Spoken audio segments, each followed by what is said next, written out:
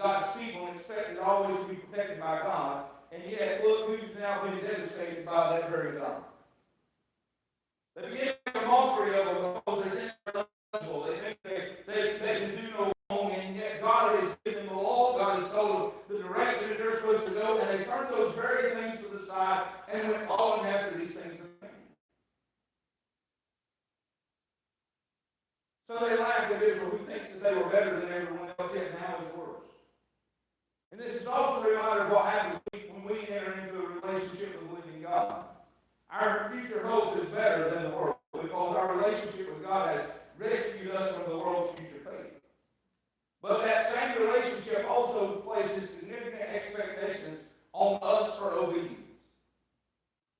You can answer me this tonight. We talked about it the other day. Would God rather have obedience or sacrifice? Obedience. We talk about how the nation of Israel came out of the book of Hosea. Oh, let's go just offer hers to God for sacrifice. God did not desire sacrifice. He wanted their obedience. And when we suffer the consequences of a lack of obedience, we risk becoming a laughing stock to the world. Our faith assures us that we will be victorious in the end, but in the short term, we may be exhibited as an example. We think, well, wait a minute, I think yes. Folks, we have to answer for those things that we do. Then the Lord turns to the leaders and recites an inventory of all that the current rulers of Israel has done before Israel's fall. He says that each contributed to the bloodshed and violence according to his power. So individuals did evil in their own power. Judges and priests presided over evil in their jurisdiction. The king spread evil throughout. Number 7, it lists their specific offerings. He begins the list with what you and I would see as disrespect for parents. Now, I want you to pay attention because I know all of us in here are older tonight. But I want you to understand something, folks. This world in which we live, this is something that is going on in our world today. If you don't believe me, you go sit at Walmart for an hour and watch these parents come in with these kids. The leaders treated the authority of parents lightly within Israel. And now that we've heard, now with all that we've heard about going on in Israel in this book, this office may seem out of place. It's not very compared to child.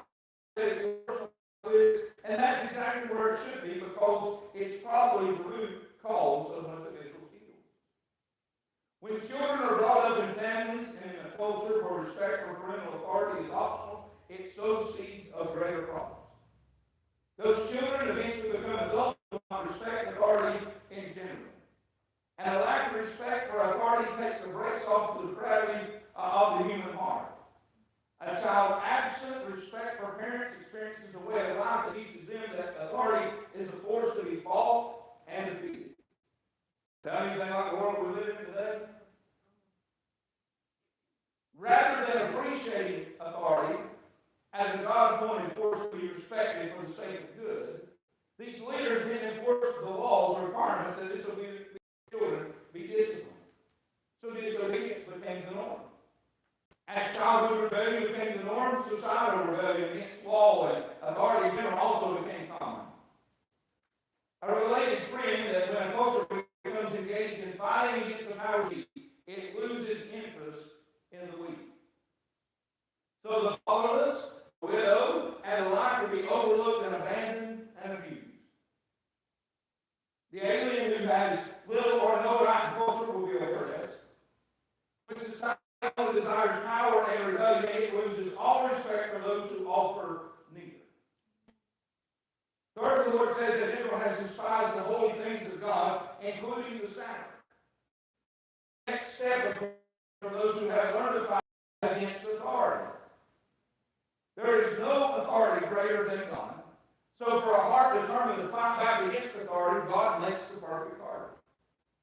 Israel was a culture saturated with symbols and rituals of God. Each day was set aside to season everything and remember God.